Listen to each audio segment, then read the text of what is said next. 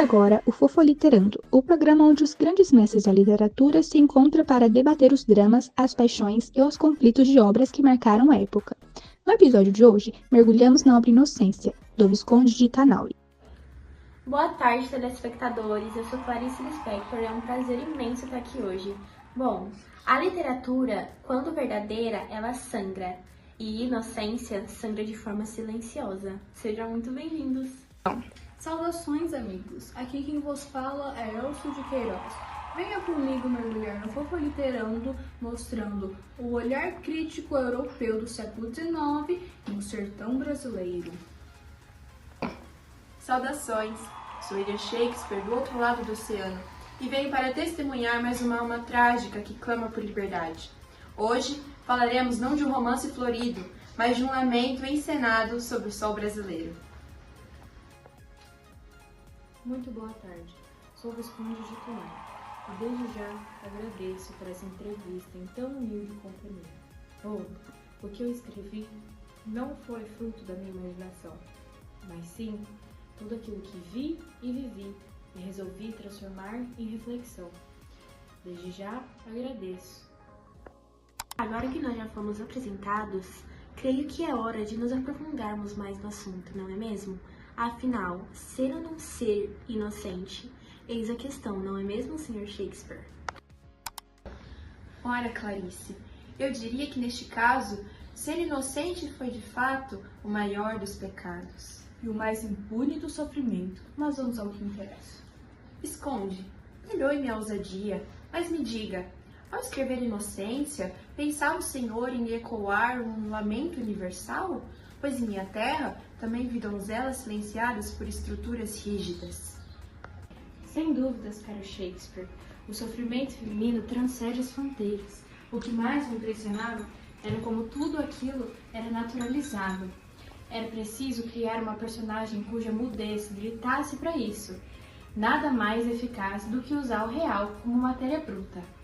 Vi sim uma jovem durante uma das minhas viagens no interior, doente, e era cercada de crenças que se sobrunhavam à razão.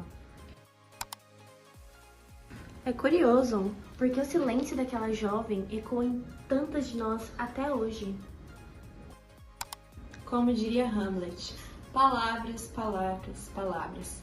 Mas às vezes o que cala fala mais alto. Visconde, começo por lhe perguntar o que o senhor viu naquele Brasil do século XIX que o impulsionou a escrever a obra? Bom, minha Clarice, minha formação como engenheiro militar me levou a percorrer as interiores do Brasil. Estive em Mato Grosso, participei da Guerra do Paraguai, vi um país dividido. O litoral já aspirava a certa modernidade, mas o sertão era quase medieval. Fiquei profundamente tocado por aquele mundo de superstições, hierarquias familiares rígidas, ignorância médica e principalmente as condições das mulheres. Isoladas, silenciadas, sensíveis. Quis registrar tudo isso. E o senhor Visconde escreve com rico detalhamento, aos detalhes, ao ambiente, tudo. O senhor se considera mais um documentarista ou um romancista? Confesso que ambos. Óbvio que eu quero sim passar sentimentos, quero que o meu leitor sinta emoção. Porém, gostaria também que ele sentisse aquele Brasil bruto que era na época. Se o romance hoje em dia tem valor, é porque eu vivi tudo aquilo. Por que o senhor escolheu uma jovem como protagonista? Por que a inocência? Porque a inocência era o símbolo mais doloroso daquele Brasil. Jovem, bela, mas presa por uma estrutura que impedia de viver. O nome dela era proposital. Inocência. É pura, mas ignorância forçada. Ela não tem acesso ao saber, ao mundo, ao próprio corpo. É o Brasil como nação e ainda aprisionada. Muitos classificam Inocência como parte da segunda geração do romantismo. O senhor concorda? Concordo, Clarice. A segunda fase do romantismo é marcada pelo sentimentalismo, pela idealização do amor, pela fuga da realidade. Mas no meu caso, eu tentei mesclar esse tom com algo meio próximo da vida. Sim, Cirilo e Inocência vivem um amor quase impossível. Sim, a tragédia, mas também a crítica social. A análise de costumes quase em pronúncio. Notei isso. A idealização está lá, mas o lirismo não. O médico, por exemplo, Cirino, é um médico totalmente racional e sempre tem essa tensão entre o progresso e o atraso, a ciência e o empirismo popular. Exato. A presença de Cirino também é uma metáfora. Ele representa o Brasil que quer avançar, mas esbarra nas paredes de pedra do conservadorismo. E essa luta termina em tragédia. O Senhor é quase cruel, Visconde. Não há espaço para esperança. Ou como eu diria, há mais coisas entre o céu do sertão do que supõe nossa vã filosofia. Mas infelizmente, essa é a nossa realidade. Vamos falar de Inocência? Para mim, ela é uma figura profundamente comovente. Ela não tem voz, mas nos fala com os olhos, com o silêncio. Você captou bem, Clarice. Inocência foi criada para mostrar o sofrimento velado pelas mulheres do interior. Ela é bela sim, mas sempre vigiada e moldada pelos desejos alheios. O pai tranca, o noivo ameaça e o médico a idealiza. Ela é o corpo sem autonomia. E o Cirino, um médico viajante, um homem moderno, mas impotente diante das estruturas sociais. Cirino é o contraste. Ele ama, mas também observa. É racional, mas se vê enredado numa trama que não compreende totalmente. Representa o progresso que ainda não encontrou o terreno fértil. Mas não seria ele também um pouco cego, Visconde? Idealiza tanto a Inocência que não percebe que aprende com o mesmo zelo com que a tenta salvá-la. Exato, Clarice. Essa é a tragédia de boa intenção. Quer libertar e ao mesmo tempo moldar ao próprio ideal. É o amor como forma de domínio sutil. O patriarcado também se veste de romantismo. Ah, o amor que sufoca. Conheço bem esse teatro. E o pai Pereira? O senhor não poupou. Ele é o retrato da brutalidade legalizada. Pereira é o patriarca absoluto. Dono da filha, da casa, da moral. É um homem simples sim, mas também produto de uma cultura que legitima a opressão. E Manecão, o noivo prometido, um personagem em forma de fúria. Manecão é a força sem razão. É o Brasil da imposição da violência como norma. É um homem que não ama, mas exige.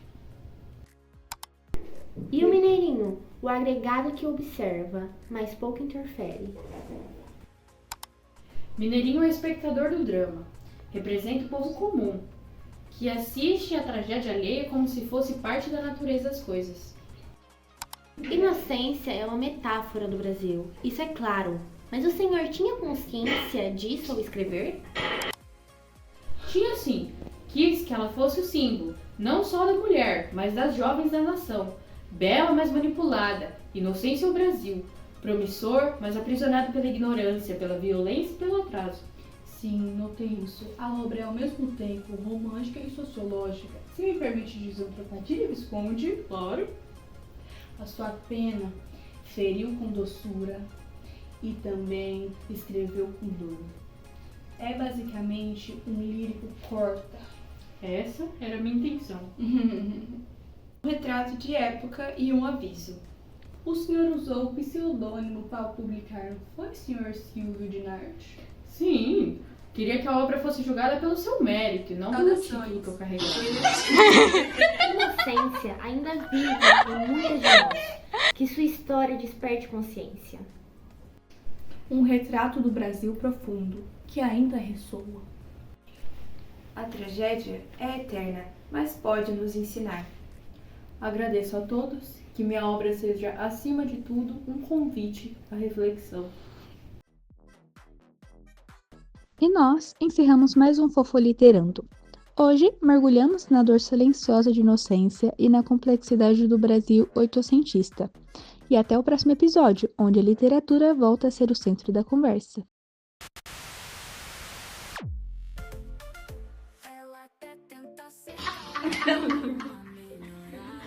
Vai, gente. Pera que não deixa eu só. E o cheiro de pneu queimado subindo. Saudações.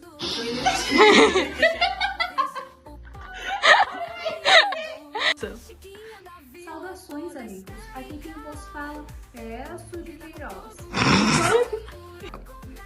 Ora, Clarissa, eu diria que neste caso, ser inocente, fato não é.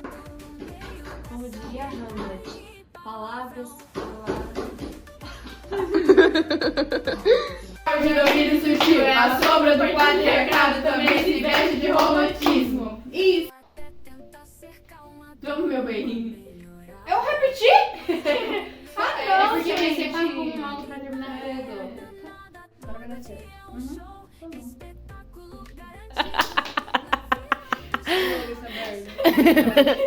É o amor como forma de domínio. É, eu vou falar errado, mas eu já li isso aqui 1500 vezes. Perdão. Ninguém aguenta mais, Ai, deixa eu sussurrar. Pseudônimo. Pseudônimo. Pseudônimo. Pseudônimo. Pseudônimo. Seu pseudônimo. Pseudônimo.